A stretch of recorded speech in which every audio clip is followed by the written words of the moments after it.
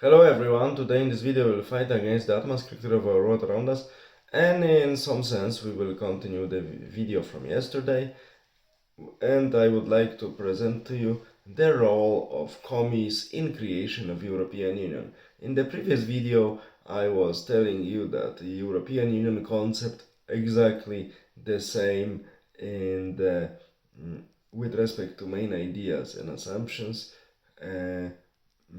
is also National Socialistic. This is the source of ideas because, as we know, Goebbels presented it in September 1940 in Munich, in beautiful city of Munich. And at the same time, more or less, in 42, on Smile Island in Mediterranean Sea, Ventotene, Italian communist Altiero Spinelli, who was imprisoned with his colleagues by Mussolini regime, unfortunately not executed, he was writing his manifesto, later called Ventotene Manifesto, in which he was presenting his vision of communistic, non-nationalistic, with mixed populations, everyone with everyone, and of course dependent on social welfare, everybody, people possessing nothing. He was presenting his communistic vision of European Union. Everyone possessing nothing, mixed populations, and of course state control, social welfare. You will own nothing and you will be happy. We had it somewhere, yes? So we see that European Union has not only national socialistic roots with some American flavor to keep Europe far from European countries actually far from waging wars with each other, but European Union also has purely communistic roots. Here are Altiero Spinelli, Italian commie, and his friends come into play.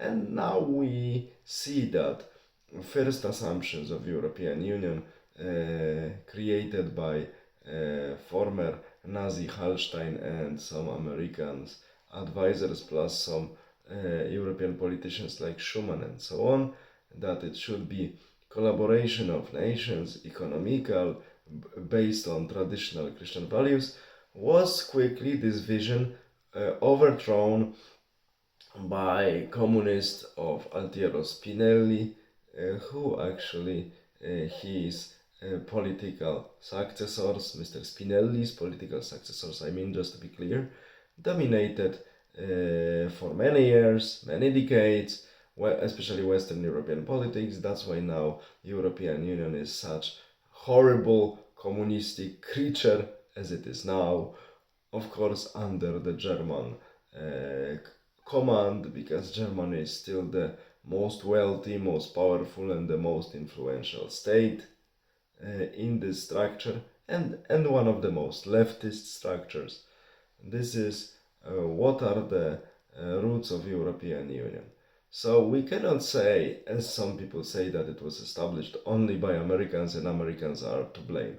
No, it was, of course, Americans helped a little bit after the Second World War, but they used the idea of National Socialists, of at least part of it, of building a European Union.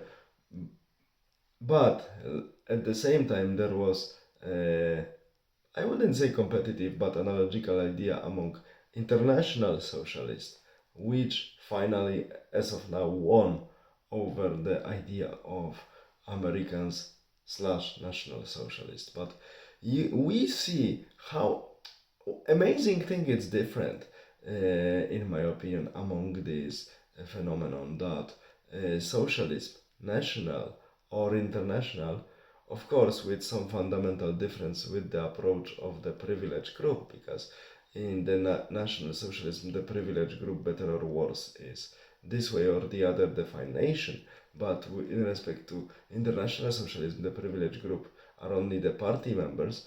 We see that surprisingly, in terms of ideological thinking and geopolitical thinking, the thoughts of the national and international socialists in their idea, in their general shape, are completely the same, creating one European mega super state and blending population into one nation, like Soviets tried to build unsuccessfully Soviet nation, and in Yugoslavia, Yugoslav communists tried to build Yugoslavia nation. What was the outcome? We see. That's why we cannot follow this socialist idea.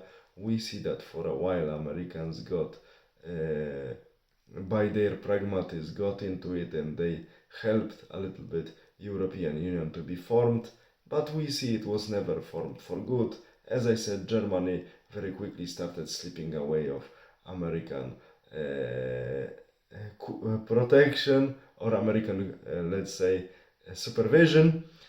France in 60s loosened the ties of NATO, developed its independent nuclear program. Spain was moving its own way, and so on and so on and so on. So, conclusions of this video: don't follow socialistic ideas. They never work. Even if we want to use them and improve them for our goals, they never work. We should abandon them for good.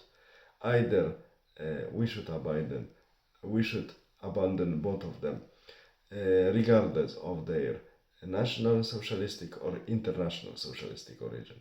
All the best. Have a nice day. Bye.